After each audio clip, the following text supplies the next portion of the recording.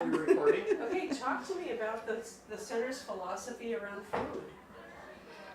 So one of the things that is really important about the center and how we approach nutrition is that Priscilla is a part of the entire planning process, and so it's really important to us that everybody has buy-in into what it is that we're trying to do, and that's only possible if everybody that is in the program is a part of the planning and is a part of the whole entire process. And so never is there a time when we plan anything at all that has to do with food that Priscilla's not the player that is the most important player in it. I sometimes, and like I think I was explaining earlier, that I come back sometimes with some really, I think, exciting ideas. And never has there ever been a time where Priscilla has ever said, I can't do that. It might take me a few days. I figure out a way to get it done. And as an example, we have fish that we serve here, and so and I do a lot of research and I look into what's most important for kids to be trying to do early, because we know that the introducing nutrition is important in the early years. Absolutely. And that so when we introduce fish, I said I'd really like us to have fish more often. And what did you do? You said we started serving the fish. I was trying to come up with a healthy way to serve it without it being fish sticks breaded. So we found that the fish that the children liked the best was the tilapia.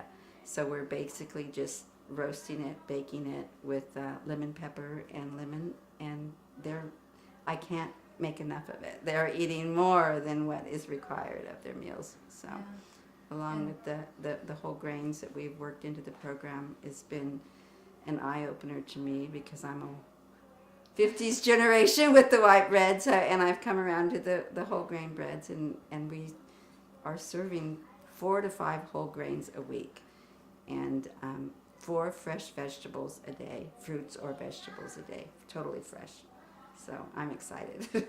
So we always have, whole grains. And when Absolutely. we did do it, you were really open, and when we suggested that, and you found that it was easier to include it slowly. Yes, we had to start little baby steps on everything around here, but we've come a long ways in the last 9 months to a year, I think. Anyway. Yeah, we really have. Yeah.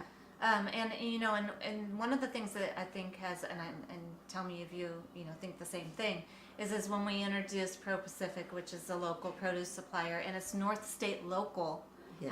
That's been a huge thing for us, because when our garden doesn't produce something, or if we can't get things from the fruit stand, we can know that it's local produce. It's local and good quality, and it's much easier to get the kids to eat it if the quality is there. So, we try and stick to what's in season and what's going to be the best for them at that time.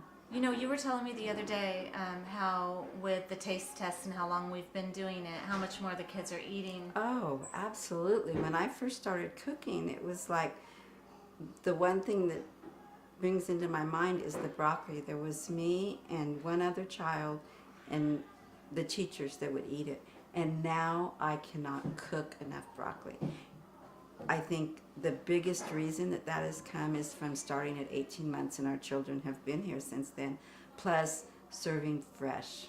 We were doing frozen, we've gone totally fresh, and I think that is the key. Better. Is the key to the whole thing, is the freshness in the produce and the fruits and the vegetables. And when we grew the broccoli in the garden, that's when we really thought we have to have a sink out here, because we were improvising, and the kids were wanting to just pick it and eat it. Which some did. That's okay. and so that's why I think when we have the hoses nearby, and we try really hard to make sure that we're rinsing everything, and it's a good thing that we don't have any pesticides. And we on learned it. the little trick with the spray. The spray containers is to just take water to the garden, one with just fresh water and one with soap and water, so we can wash the vegetables and fruits plus the hands before they eat. So that was a key element in taste testing in the garden. It was a lot of fun when we did our last in October, when we did our garden event, and you did the taste test. And remember how surprised you were about how the kids liked the raw Brussels sprouts. The raw Brussels sprouts, and now they're eating the cooked Brussels sprouts. They just in what since October. How Mhm. far they've come with the Mhm. Brussels sprouts is Right. amazing, because I thought that would be a vegetable that would be hard for them to get past that little bit of a bitter taste, but didn't bother them. Are we getting too much profile? Do you